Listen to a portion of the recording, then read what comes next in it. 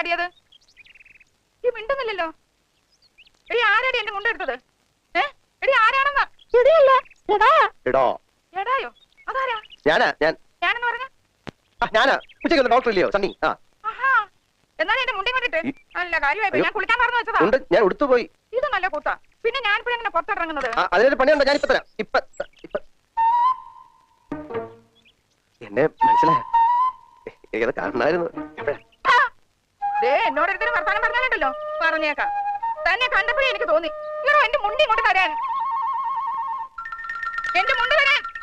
വേറെ ആരും അറിയണ്ട, നമ്മൾ രണ്ടുപേരും മാത്രം. രാത്രിയോ പകലോ എനിക്ക് എപ്പോഴെങ്കിലും ഇത്തിരി സമയം തന്നാൽ ഞാനത് വേണ്ട കൈകാര്യം ചെയ്തോളാം. പട്ടി പറഞ്ഞാലുണ്ടല്ലോ എന്റെ വിധം മാറും. വല്ലാരും ഇപ്പൊ കേട്ടോണ്ടോ എന്താ വിചാരിക്കാം? ഒരു മനുഷ്യനോട് മുണ്ടാൻ സമ്മതിക്കത്തില്ല.